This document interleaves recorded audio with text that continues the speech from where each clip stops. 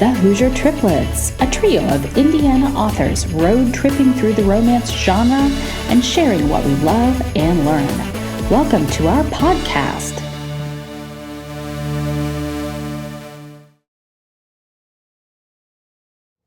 Okay, do we want to just go with the one we don't want to do, which is what do you do when you don't want to? I don't want to do that. I feel like Melanie is going to be the breadwinner of answers here. So she is. Yeah. A lot of them. So, okay. All right. Today's topic is 2 against 1. I won being the one. And it's what do you do when you don't wanna? And I get this a lot from writers. How do you keep producing when you don't want to write? And I don't have any kind answer, girls. What do you do when you don't wanna? I just don't. Well, see, I don't ever not write, but it's not writing what I should be writing. Because I have... Are you doing all the hate mail? No, like I'll just, a random story or plot line or character will pop in my head. So then I just word vomit it out to a note on my phone that'll link up to my laptop, and then I'll drag it into a Scrivener notebook and gets filed in my Dropbox of potential Well, I think in a way that's productive if that is how you clear your head, because I think it's important we clear our heads sometimes. The first thing, when people come to me and say, I want to write a book, I tell them before they even have an idea, a publisher, because they think that's step 2, is ass in chair, learn how to keep your ass in the chair and write. When it's a beautiful day outside, when the family's going to do something really fun, when your best friend invited you to lunch, when there are 2,000 things you should be doing, but you got to get the words in. You got to learn how to do that because it is a talent that you have to grow. Yeah, I can't force ass and chair to do. I have tried. I have spent years of my career, not that long, trying to do that, and it always is me spinning my wheels because I'll make myself write, but it's never what goes into the story. It's so choppy. And if it makes it in there, it usually gets cut out in edits. I'm finding... Confession, Ava Couve. I know. I'm finding right now where my life is that there's so many to-dos that the prioritizing is an issue. So, family responsibilities, job, that's taking precedence, and then the little bit of time that I have, right before bedtime that I could be writing, I'm just drained, and so I read instead, and I'm not even reading new stuff. I'm rereading comfort reads. That is your subconscious telling you, take a break. You don't have enough bandwidth to do it, and listing everything. Well, but sometimes stepping away is the bravest thing you can do to realign, reignite, rather than sit and beat yourself up. And then when you do produce, you already have a black mark against it because you already have convinced yourself it's not good because you had to work so hard to do it. And I think that for a lot of authors, the pandemic either gave them time to focus and they produced, or it stunted them, and then they're still in a cycle where they feel horrible because they didn't do anything. They don't know how to restart. They don't, they wish. Stop wishing. If you listen to your inner voice, really it tells you what you need to do. And I don't know if you'll join me in this, but I give you permission, Ava Couve, to take a break. You can still be in the book world. You can still be connected. But if your muse is not talking to you, and if it feels like work to grab that 20 minutes when your eyes are drooping and your shoulders are so tense, step away. Well, see, and I think because like how I can't do the ass in the chair thing, that maybe if you just gave yourself the permission to take the break, so you're taking the pressure off of, like, you don't even have to take the break, because like you said, I was not productive last year. There were a lot of things and then I was like, I need to do this, and then it like bottlenecked and my creativity like tanked. And I'm definitely finding that, like this morning I was like, oh, I've got a couple hours that I could be writing. So I started doing that, and all I really did was reread the little bit that I'd written and edited it, which I've already done like 5 times. So that like 5,000 words are chef's kiss. But I can't get past that. Well, I just would say try it for 60 days, 45 or 60 days. Just try it. Let yourself just be. Sit in your juices.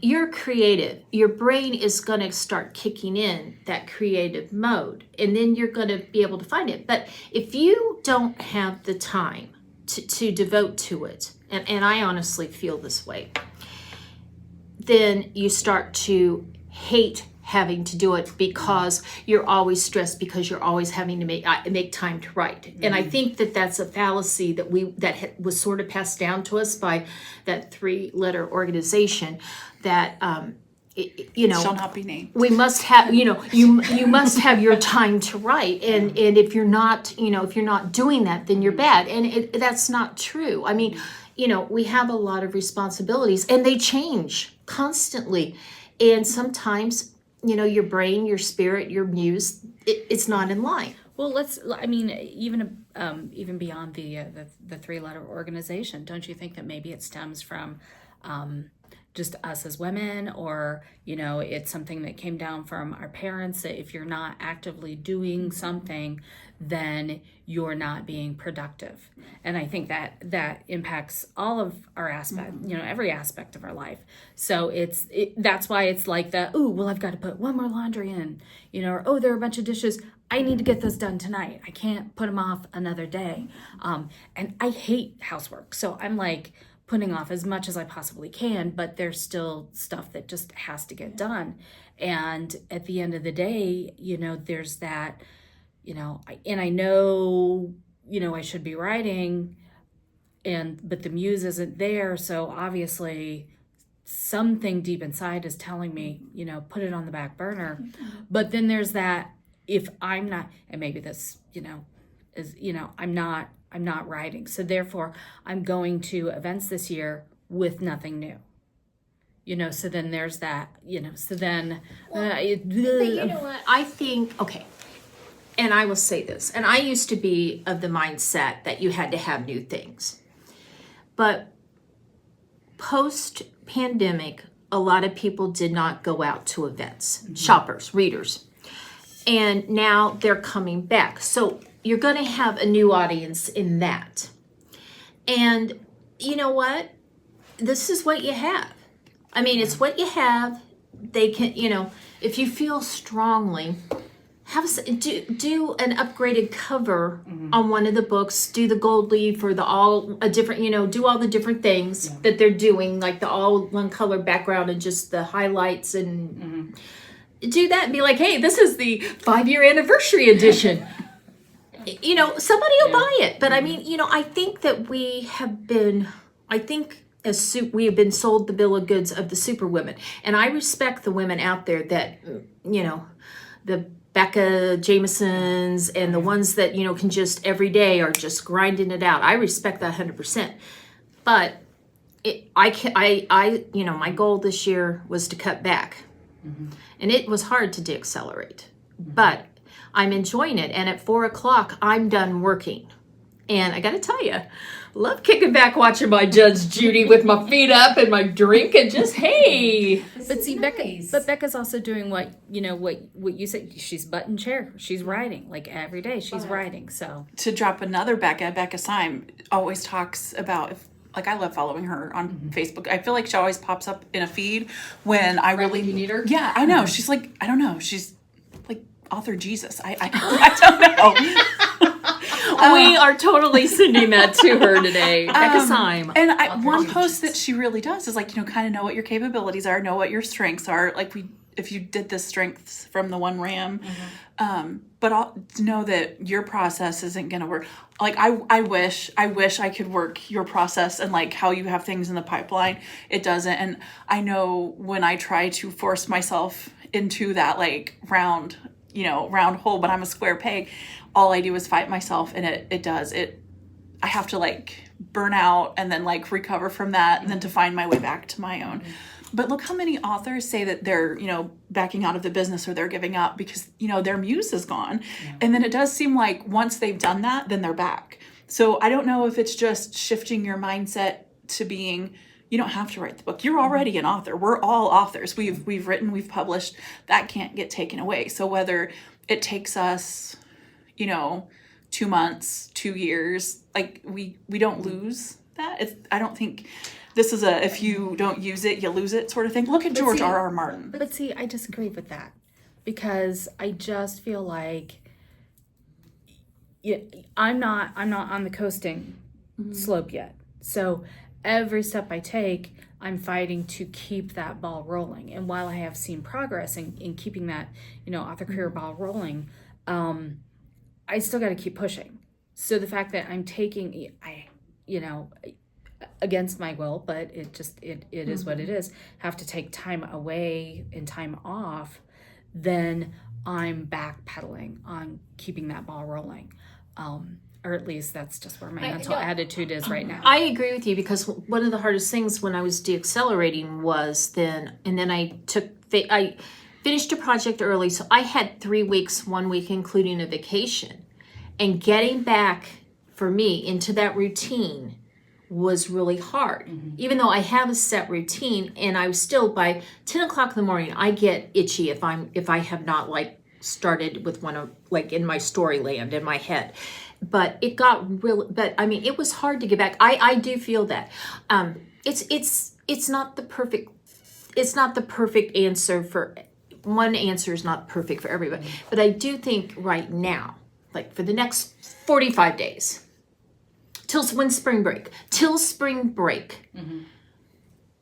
tell it, on the drive home, tell yourself, I'm putting it aside for a little while. I'm going to accomplish these other things. Not I have to get them done. I'm going to accomplish them.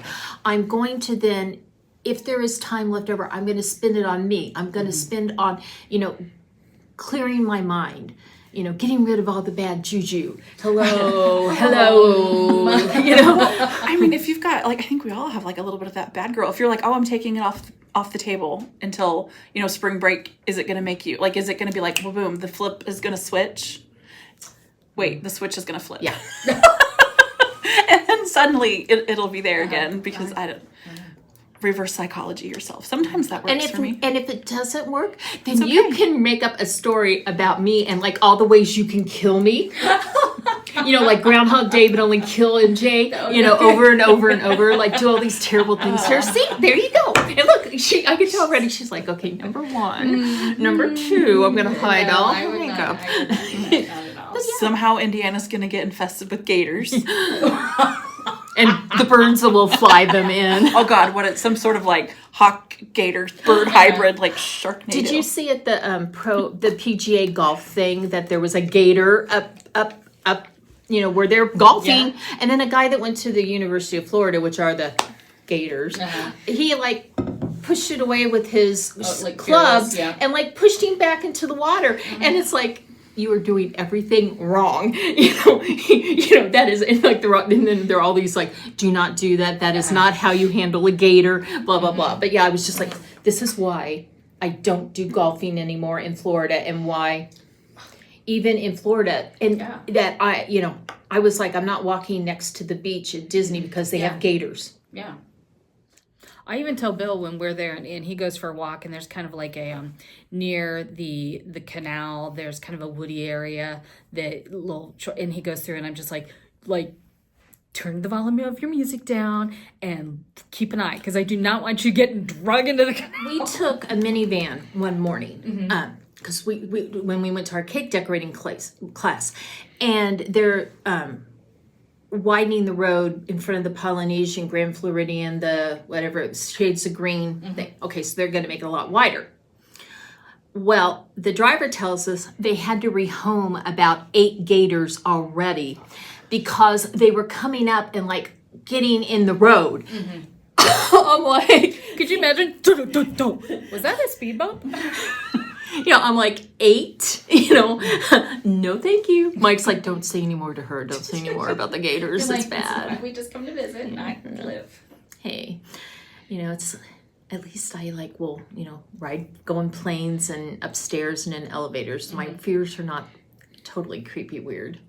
So when you're not actively riding, when you're not doing the do, are you still thinking? Are you still percolating, when you're doing the dishes or whatever? Is that going on, or are you just percolating all different kind of random ideas?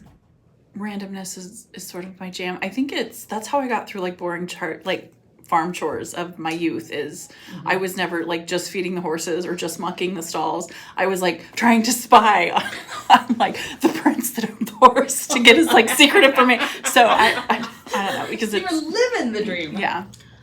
I don't remember ever not telling myself a story to go to sleep to. And even now, I right now have 3 storylines in my head, and I try to decide which one I want to tell myself, and last night, she's going to this big charity dinner, and for 3 nights in a row, she hasn't gotten any farther than in to get her glass of champagne. I haven't gotten her moving forward. Now I know what her dress looks like. It's gotten a lot more refined, but so I'm like, okay, scratch that one, move to another one. But yeah, I know. I'm always creating in my head, and I always have been since I was a kid. So that's another weird thing about my brain. So my husband's office had their Christmas staff dinner in actually at the end of January. This time, at least, we didn't wait until the middle of March like they did last year. So we got together. Sorry, but do you all wear festive sweaters and the holly ties and the Santa hats? But we did. The last year it was on St. Patrick's Day weekend. So we're we're having our Christmas dinner. And this year it was January, and we're yeah, we're finally getting together for our Christmas dinner. But the boss's wife, she's done this a few times, and I kind of feel like this should be my thing. But we're standing, and she'll lean over to me and she goes, "See that guy over there? What's his story?" And we just start making up stuff. And I'm like, I'm the author. I should be the one doing that. But she's we're coming up with a whole backstory and the dialogue he's having with the woman he's sitting with, and things like that. And I'm just like, do other people do this because as an author I should and I don't? Or maybe she's maybe she thinks the intel, and she's does he have a big cock? She's hoping you tell her these things. I don't know. As a romance author, she knows that I'm going there. So no, well, I think but do you doodle? Because you are pen paper artistic. Do you doodle? Because I can barely write legibly, so I don't doodle. I really don't. I make lists. I make to-do lists. How lame is that? Do you have lists? I love lists. Okay, I never do them, but I love them. Mine are go home. Woo, check that off. I brush. Oh, my one for today: brush teeth. No, I do daily. Sometimes I do morning, afternoon, and evening if I have a lot. But I do daily, weekly, monthly, and quarterly. Yeah, that's why the whole Kanban board was hard for me. I have never been more productive than when I was actively using a Kanban board, because getting all the little Post-its and getting to move them, I was like, oh my gosh, this is so cool. Well, that's one of my favorite things is be take the Post-it note, check it off, crumple it up and throw it away. I threw it over on the floor, so I had a pile of them, because then it looked even more dramatic. Oh, yes. But yeah, no. I think though what I'm hearing from all of us in our own way, we're still trying to be productive. We may not be putting the sentences on the laptop, but we are in ways being productive. And I think what I'm trying to say is, I think we have to adjust what we consider being productive and how we measure it. Because if you only have alone time with your thoughts when you're in the car, and you're only in the car 15 minutes a day, you can't produce a $65,000 novel in, 4 days. I mean, and you have to go back and like, what can I do reasonably? I have a newbie author who I'm kind of mentoring, or at least, I'm so shocked. kind of her sounding board and her support. And Thank you for we've taking had, that off. and we've had several conversations where, because her frustration is that she doesn't have a lot of energy and a lot of time to write. And I've told her several times that, sometimes you just have to give yourself the grace. Yeah. But applying that to myself and giving myself the grace is really hard. One of my favorite phrases, and I think it's more of like a therapy phrase, but it's like you can't pour from an empty cup. Yeah. And that is so true because, I mean, we all have a lot of cups to fill, wife, mother, author, day Goddess. Job, if we've got it. Yeah. Exactly. Yeah. Queen Leo. And it's really hard. So, but like refilling like the author, the creativity cup can look a little weird because I have found that, I don't have a lot of time to always like, you can listen to music anytime, but I don't have a lot of time to listen to like maybe my choice of music or watch what I want to watch. So it's like, well, where am I going to pull my ideas from if it's, nothing? Because I don't think anyone's going to want to read about the fact that like my dog, threw up on my bed or, my kid got sick or, I have to go get new tires on my car. Well, and I love it when people are like, oh, you could put that in your book. Like, no, but thank you. Well, but no. I think when I took Sarah Cannon's class, one of the greatest things I walked away from that was the knowledge that I totally underestimated how much time it took to do certain tasks. And I was self-sabotaging because, like I'd be like, oh, I'm just going to run, move the clothes from the washer to the dryer. Well, it doesn't. There's a little more to that than just, And then I gotta. No, this can't go in the dryer. If this goes in the dryer, it's but I wasn't. I had never really stopped and thought about that. And one of the things she makes you do is basically you do your entire day and you actually time yourself. And it was really eye opening. So I think maybe for your newbie, she needs to kind of see maybe what she thinks. It's the question of time. It's Time Lord things. But we have and we always have that perceptions of what we should be doing. And how much we should be able to get done. Right. And I always like I'm writing 2,000 words a day, and sometimes that goes really fast. Sometimes that doesn't. Yesterday it did not go fast. I watched the combine. I watched the running backs do their complete thing because I was struggling, but I was getting through it.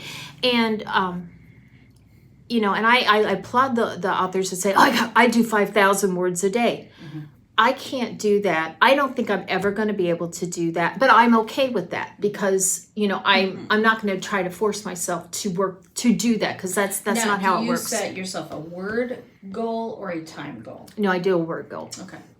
I look at how many words are down in the corner and I write on my notebook plus 2,000 and it's like 22,000. And that doesn't include like going back and editing and removing any? No, okay. No. And no, but yeah, I do that. And I just, I look at it and let me tell you, when yesterday it was coming down, I had like 41 more words to get. I was like, okay, you can knock out, Lord knows I can write a long sentence. You can knock this out in 2 sentences. And then I got more, but it was just like, you can do this. You can do this. Yes, you can. It's all one big run-on sentence. I'm like, yeah, I do that. But it's hard. I mean, it's hard. I think also another key to getting over the hump is knowing yourself and accepting the truth that yourself is telling you. Because we have been we've come a long way, baby. We broke that glass ceiling. We built the city on rock and roll. I mean, we've been told all these things, And hey, I got on the 80s station the other weekend, but we've been told all these things and we believe them, but they don't apply in 2025, and that's okay. Let's rewrite the rules. I would like to be on that committee. All in favor, say aye. Aye. I nominate Melanie Jane to be on that committee. So you're talking about the time it takes to do, like, say, the laundry, and I find that it's not just go and do one thing. It's all the side quests. Well, it's like, you're going to, but I got to move this to the dirty dishes to the dishes, and while I'm here, I might as well do the dishes, and then I might as well empty the dishwasher, and then it takes like 4 or 5 tasks to even get to the laundry. I made breakfast this morning. While I was doing that, I had stuff in the laundry. I was emptying the dishwasher, reloading the dishwasher, and then because of like cross contamination concerns, it was like like washing your hands in between then, and then it was of course like the dogs needed water, and someone else needed something else. Well, and then they need to go out. Yeah, they and just then, had water. And then I feel like in this time it took me to do this one task, I've done like what should be like a whole day's worth of stuff, but it was just like my 45-minute morning. Yeah, and like, why did that one thing take 45 minutes? Yeah, and I'm also like, why am I tired? Oh, because I've done like 8 things, like that kind of get. And to go on with you saying, I don't know, I so admired the writers that can write anywhere, anytime, any place. Like I'm waiting in line to pick my kid up from school. I got in, and it's like that was me. I can't. I have like a whole list of things I do to get in the mode, and I tried for a while, like dog out, dog in, laundry started, candles lit, drink, snacks, whatever, and then I would try to go back and read the last chapter I wrote. But then I would get mad, so I stopped doing that. Because it wasn't. I thought that was a lot better when I quit. Anyway, but for me, so that's 25 minutes right there. I mean, and then I probably by then I have to go to the bathroom, so I got to get up and go to the bathroom before I even start. So I've already burned through 30 minutes, and I really haven't written a word. But so it's accepting what you do, and it's okay because we've all produced books. The desire to continue it, I think, is the crux of that. And then it's kind of like if you look at it as a job, which hopefully we all do. But if you're not being productive at work, there's that, kind of, ooh, am I going to lose my job kind of thing. But I mean, being an independently published author, even if you aren't putting out a new work, you're still, like, you still have social media, you still have events.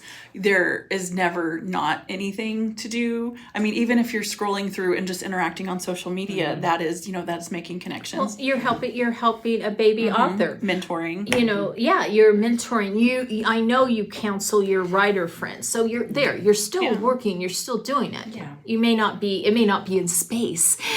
There may not be tentacles, but we can ask your baby author, could you wear tentacles? Gloves when we talk. I grossly underestimated how little time I think actually goes to writing, and like the whole, if you pie charted what you did as an indie, I mean, even if you've got it, unless you have like the massive team behind you, a lot of your time is not spent writing but doing other things, which is unfortunate sometimes. That you assume is helping you with, or it might not be, or all that research on TikTok I'm doing.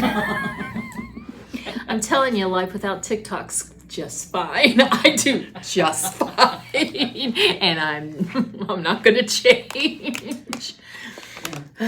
Yeah, unfortunately, I'm finding the whole social media thing right now is just kind of an exercise in frustration. So, and I don't feel like I have anything interesting to post. So I do a lot of get on and get right back off. Let's make that the next talk. Yeah. Okay. Well, I mean, we're probably getting close. We're like a half an hour. So we wrapped it up. We solved no great mysteries, but we did throw out a lot of ideas. Yeah. Thanks when for you don't wanna, you don't wanna get your ass in the chair and write. But if you don't, forgive yourself. Is that like? Go eat some chocolate. Get a manicure. Read a book. Start again tomorrow. There you go.